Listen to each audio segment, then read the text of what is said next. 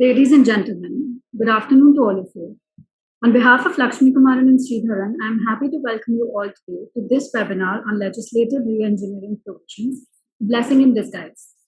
The panel today will be led by Mr. S. Sriram, Joint Partner Elements. Mr. Sriram is a litigator and appears before the High Court and tax tribunals in India. He has worked in areas of tax treaty interpretation, transfer pricing, withholding taxes, domestic fiscal incentives, domestic tax laws, and regulatory laws such as foreign exchange management, laws and money laundering tax. Today, Mr. Sriram will be assisted by Mr. Karanjot Singh, Principal Associate, LNS. Mr. Karanjot Singh has been a member of direct tax practice at Lakshmi Kumaran and Sridharan since 2015. He has advised clients in various sectors, including banking and finance, oil and gas, IT and ITS, telecommunications, iron and steel, electricity, automobiles, etc., on matters relating to international taxation, transfer pricing, merger and amalgamation, and tax structuring. He has conducted various due diligence assignments and handled complex matters involving PE exposure. He has handled litigation before tribunals and other appellate authorities. Participants are requested to write their questions in the Q&A box and not in the chat box during the session. We will try to take them one by one. If time permits, there will also be a Q&A session after the presentation concludes. Thank you. Over to you, Mr. Sriram. Good evening, friends. In the next 45 to 50 minutes, we want to discuss with you about the provisions relating to reassessments as amended by the Finance Act 2021 and the circulars and notifications issued by the CBDT from time to time in relation to this reassessment. As you all know, the general principle under the income tax law, or the common law principle as we call, is that an income tax assessment is complete once the assessment order is passed. Thereafter, even if there is a mistake in the order, the government or the executory does not have the power to rectify such mistake in the absence of a statutory provision enabling such rectification. This was the principle that was laid down by House of Lords in the late 1800s. The reason being that in the law, the income tax law that India and England was governed by in 1886, that is the Income Tax Act of 1886, there was no provision relating to reopening of an assessment. Therefore, the House of Lords held that in the absence of a specific provision, even if there is a mistake committed by the assessing officer, such mistakes cannot be rectified, even in a case where it will cause loss to the revenue and it is apparent on the face of the record. Even if the assessee says, yes, I agree, the income determined should not be 100 rupees, it has to be 110. In the absence of a machinery provision enabling such recomputation of income, the House of Lords held in East India Railway Company that the assessment cannot be reopened. To come over this provision, to come over this judgment, in the Income Tax Act of 1928, which repealed the Income Tax Act of 1886, the provisions relating to reopening was brought in as a small one-paragraph section simultaneously both in England as well as in India. As India was under British colony in those days, all laws which were introduced in relation to taxation in England were simultaneously introduced in relation to India, Bangladesh, Pakistan, and other British colonial countries. So for the first time in 1928, the provisions relating to reopening was brought into the income tax statute, and the provision had a one-paragraph section which says, if for any reason income chargeable to tax has escaped assessment, then the assessing officer can reassess the income to determine the correct taxable income. And the section provided that such an assessment has to be completed within 1 year from the end of the relevant period for which the income pertains. Those years we did not have the concept of assessment year previous year. So within 1 year from the relevant period, the income tax officer had the authority to reassess the income. The 1918 Act, as you all know, had a limited part to play. It was there in effect in the statute book for just 4 years' time. The 1922 Income Tax Act repealed the 1918 Act, and the reopening provisions which are contained in Section 25 of the 1918 Act was verbatim reproduced in the 1922 Income Tax Act.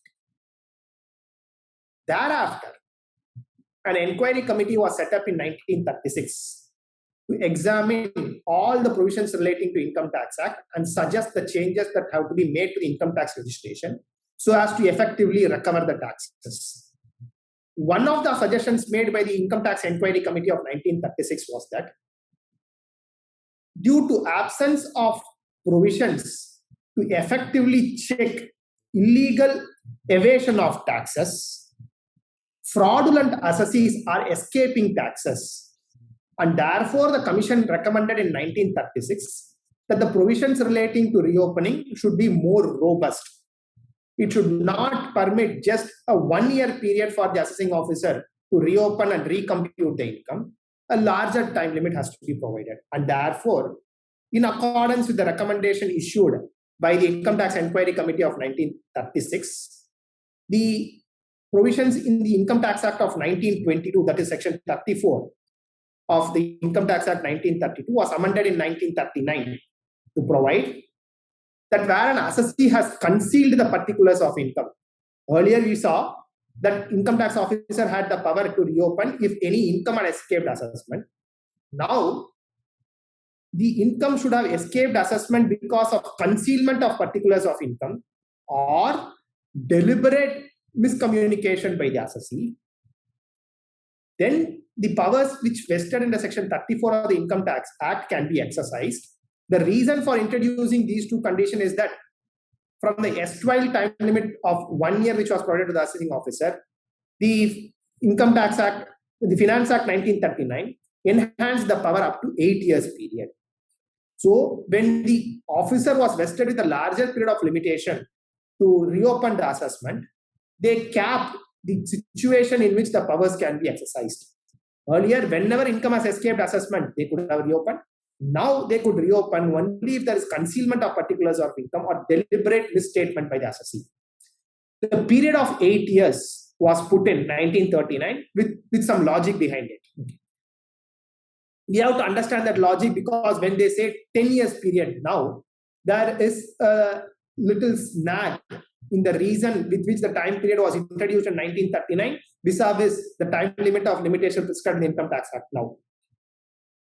When we see the Select Committee recommendation on the Income Tax Bill, which was introduced in 1939, they said that the provisions relating to reassessment should be given a larger limitation period of 8 years because the business losses, which are generally subject to reassessment, can be carried forward for a period of 8 years.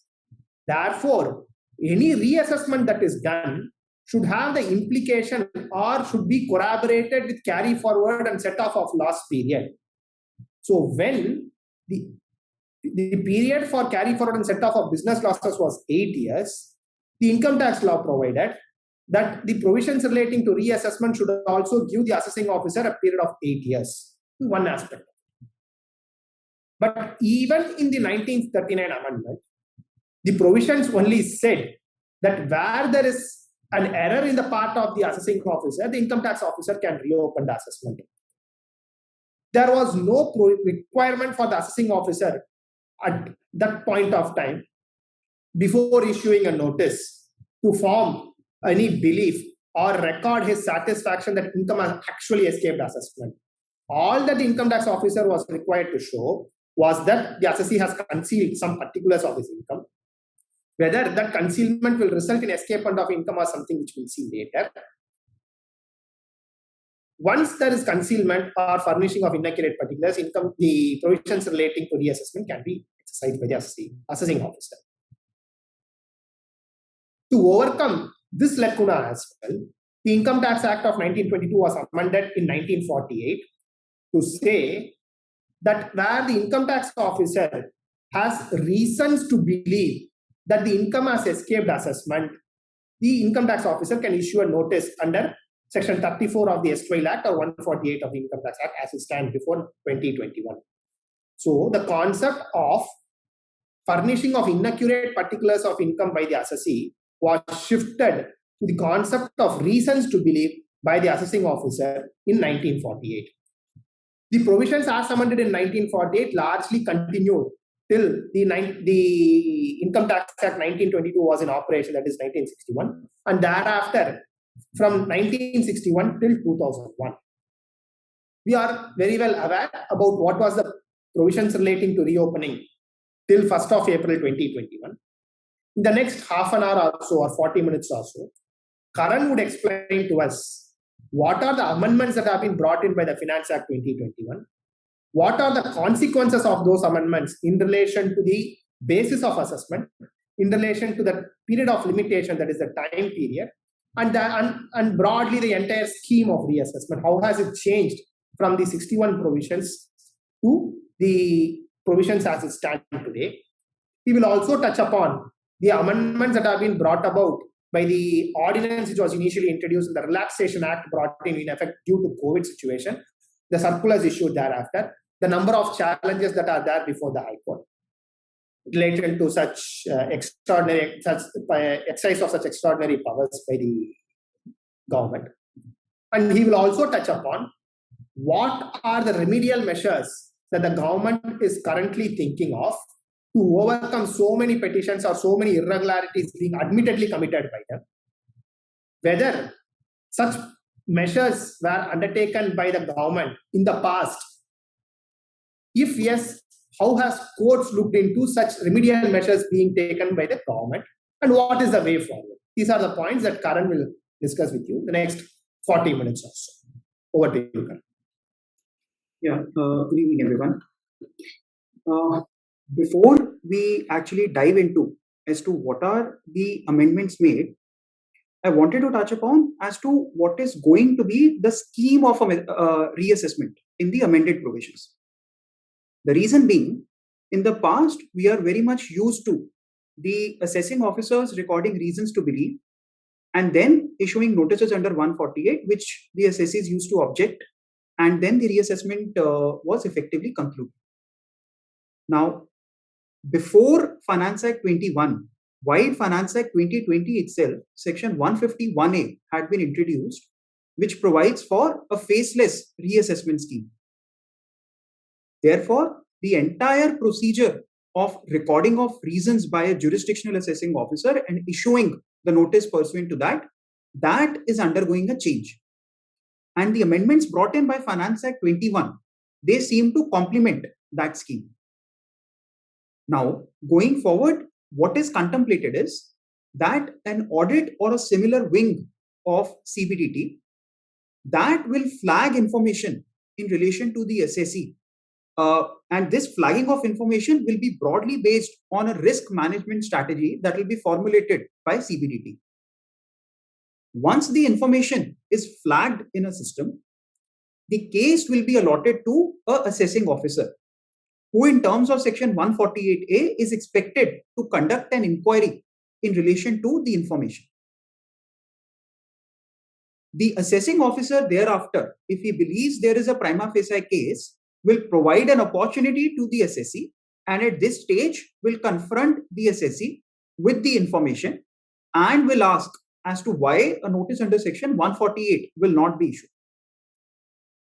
Thereafter, after considering the reply of the assessee, an order will be passed by the assessing officer recording as to whether notice under 148 should be issued, and if notice under Section 148 is to be issued, the reassessment proceedings will be completed thereafter. The point that is to be remembered here is the entire changes or the material changes that are being brought to the reassessment provisions are in relation to the procedure of reopening, the basis of reopening, and the time period for reopening. And all these events, they are prior to the issuance of notice under Section 148. Once the 148 notice is issued, the reassessment in terms of Section 147 read with 143.3 will broadly continue to be same. This will have some further impact, which we'll be discussing in the subsequent slides.